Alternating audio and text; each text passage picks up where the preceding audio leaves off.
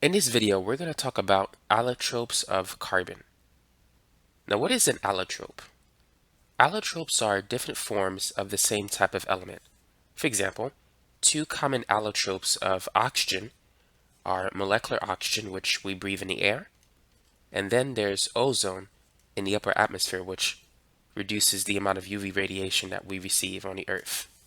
But in the case of carbon, some common allotropes of carbon include graphite, diamond, graphene, and fullerenes. Now let's begin our discussion with graphite, one of the most common forms of carbon that you'll encounter.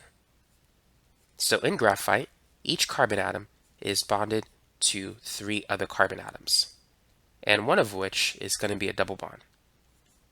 Graphite has a hexagonal structure that looks like this, and as mentioned before, each carbon atom will have at least one double bond attached to it. Now, this bond is known as a sigma bond. Sigma bonds are single bonds. The double bond is a pi bond. Graphite conducts electricity because of the pi electrons. These electrons are free to move within a single layer of graphite. Whenever you have a structure that has charged particles that are free to move, those structures can conduct electricity. Now, graphite can also conduct heat. It's an excellent thermal conductor. Now, graphite is composed of these two-dimensional layers, and in between the layers you have these weak van der Waals forces which hold the layers together, but they're very easy to slide apart.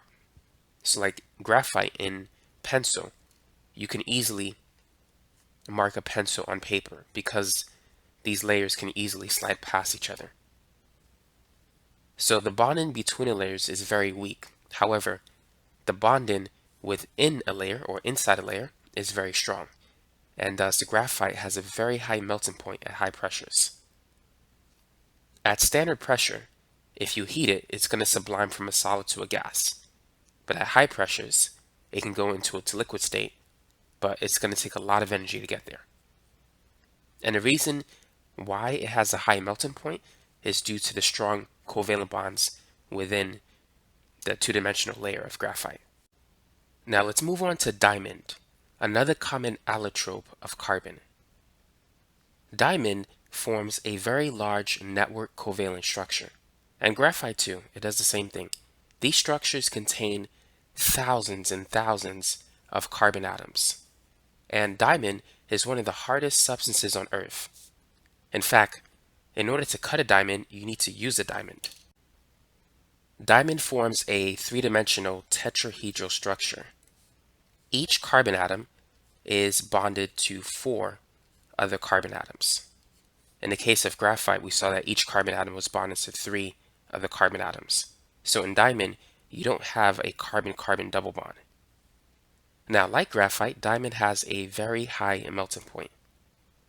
However, unlike graphite, diamond does not conduct electricity. In fact, it is an electrical insulator. Now, like graphite, diamond does conduct heat. It has one of the highest thermal conductivities for materials. It's very good at transferring heat.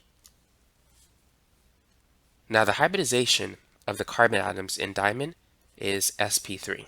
In the case of graphite, it's sp2. Now, diamond have localized electrons. These electrons, they're stuck on their respective carbon atoms. These electrons are not free to move, and they explain why diamond does not conduct electricity, why it's an insulator.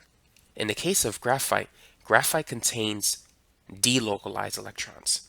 Those electrons are free to move, and so that's why graphite can conduct electricity, whereas diamond cannot.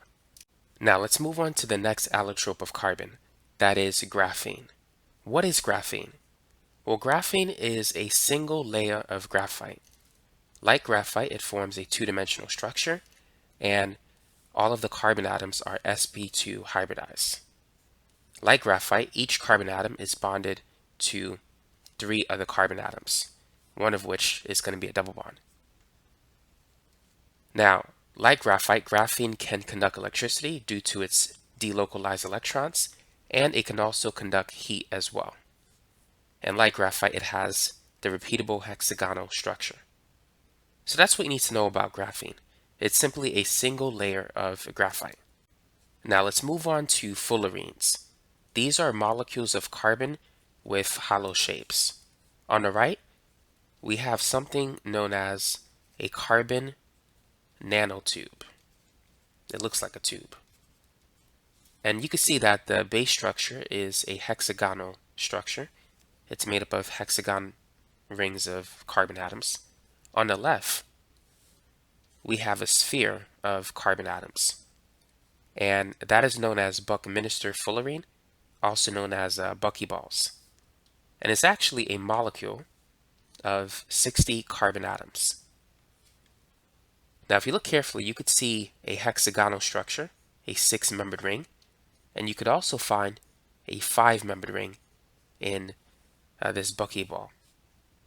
So both of these are fullerenes, and that particular buckyball can be made by heating graphite in an electric arc in the presence of an inert gas like helium or argon. So that's basically it for this video. So now you're aware of some different types of allotropes of carbon. These include diamond, graphite, fullerenes, and graphene.